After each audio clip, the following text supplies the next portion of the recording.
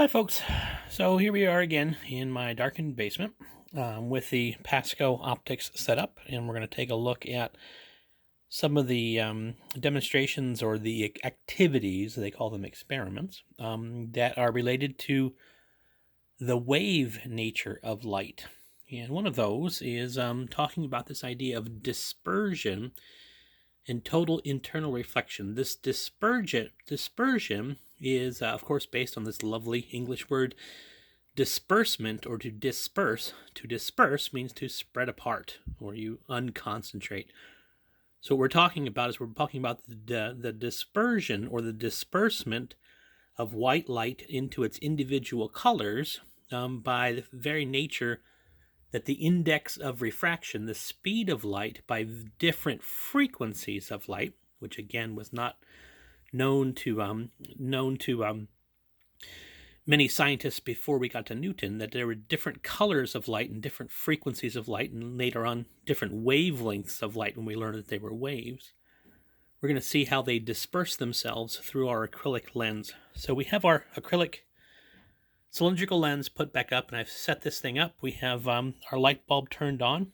We have the slit mask that is illuminating only one of the slit out of the slit plate. I think there are 7 of them, so the center one there. And again, it is going down the zero all the way straight through. The cylindrical lens allows the rays of light to hit normal to the circle, because this is a circle. If the light were to come in at 30 degrees, then it would be incident to the circle at 30 degrees.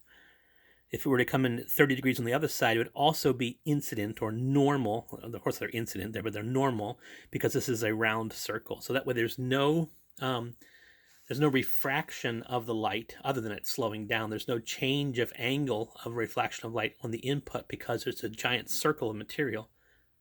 But as it leaves the flat side on the other side, of course, it's going to change from the slow speed in the acrylic, which I think we saw was 1.49 last time, and then it'll come into the air and speed up in the air in my basement back to 1 or 2.99. Times 10 to the 8th. And then it turns out that they've asked us to take this this viewing plate here. I've turned it upside down so we don't have this number axis sort of interfering with it. Be able to take a picture of it. If you look pretty closely, when I turn out my little light, my desk light here, let my phone get itself back together again, you can see that we have a really nice image of the bulb that is inside our box. So there's the box. It has that light bulb in there again. And the light is emitting from the electrons, bouncing into each other as they fly through, the current flies through that wire. And there's a picture of it, or an image of the bulb, and a picture of that beam, of that vertical column of light that's going through. And what they want us to do is they want us to go ahead and rotate this angle and see what we can observe. So I'm going to rotate this a bit. I know there's some questions that we'll be answering as we go along. I'll try to answer them as we watch this video back. But I'm going to go ahead and just see what happens. I'm going to change the index. I think we're going to go this way. I'm going to change the incident to 10 degrees. And you'll notice in this dark light, there is most definitely a reflected ray, and is reflecting from the inside wall. There, the inside surface is being reflected. And then there's a refracted ray coming out the other side. And as we saw last time that we played with this, if I move this viewing screen over here, there's 10 through the little tiny viewing screen. There's 10, but because it's speeding up, we actually get a longer ray there. And we can see on the back there, what I'm going to do right now is going to take this guy off. We can see that we're down here where it actually emits at somewhere close to 15 because it's speeding up. So 10 in equals 15 out, and we are getting a little bit of reflection from that intersurface, because whenever light hits a surface, it tends to reflect. If we go to 20 over here, 20 in, we definitely have, there should be a 20 reflection out the other side, but it looks like I don't have this perfectly aligned. If I aligned this perfectly, it should be, again, the law of reflection happens to stand still. Angle out equals angle in. But the refraction-wise over here, again, it was in at 20.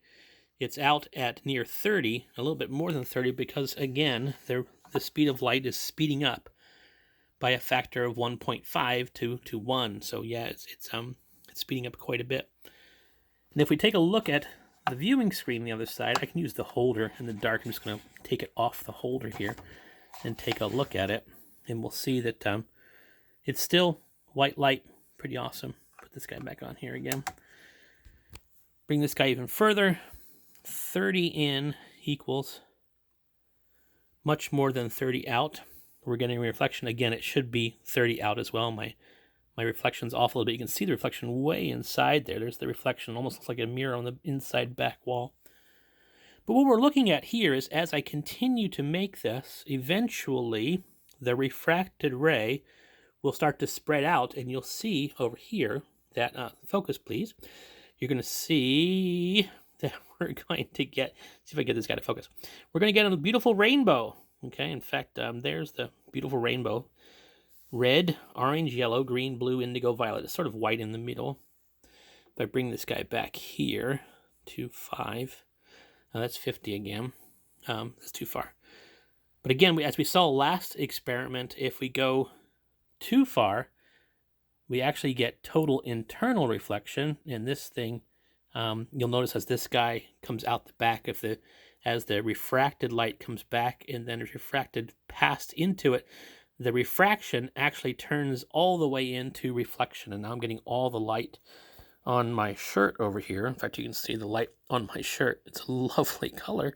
But if I go and take my phone and look back through here again, what I'm seeing is I'm just seeing, it looks like that mirror we had before. I'm seeing a picture of the light in there. There it is. I'm just seeing the filament from the cylindrical lens. It's reflecting off the back. So we get this angle of total internal reflection, where this is turning back out the other side. But I think what it's asking us to do is to find out what those angles are for those individual refractive, where it starts to disperse. So I'm going to go ahead and put this guy back on here. Turn on the light, and we'll double check our instructions over here. At what angle of refraction do you begin to notice color separation of the refracted ray? Yep, that's exactly what we're looking for. So let's go ahead and do that. And what I want to do is I'm going to put this off for now, and then rotate this and see if we can look on here and see where it starts to, again, I'm just using the detector of my eye. I'm going to see, there's blue, definitely blue. So right about there, I'm going to say where something magical happens, right about there. And we can double check it with the screen here. We can see if, looking at this screen, maybe even looking at the back of the screen, is there anything that's special about it? I don't know if I can tell anything special about that. I don't know if the screen is helping us. I'm going to put the screen away over here. But I think that's sort of where things started dispersing. So I'm going to say we had an in angle of around 26 and a refracted angle of around 41 was where things started to disperse. And then we'll go ahead and go to our second page here. At what angle of refraction is the color separation maximum? Well, that should be easy to do. Let's go find our largest rainbow. Go ahead and do this. Starting to refract, starting to refract, starting to refract, and then what happens is it starts to refract back in to this. So it's the largest, in the, right about, you can do it right about there. Cool. So the angle in for that guy was about 42 or 41 and a half. So we seem to be getting a really strong, I did pretty well, 42 or 40 reflection. And then over here we have a nice rainbow of Roy G. Biv that's coming out, smearing across the 79s to the 85s. Pretty nice. Again, the idea is, now we can really see it with this lens over here. If I go ahead and look at this back of this guy, we'll see the rainbow on the screen there. What's happening again is the different wavelengths of light are being refracted at different angles because the speed of light is different for different wavelengths of light. Let's see what it's asking over here. What colors are present? We got that. Measure the index of refraction for acrylic for red and blue light. I guess that what's going to happen is we have to go back here and look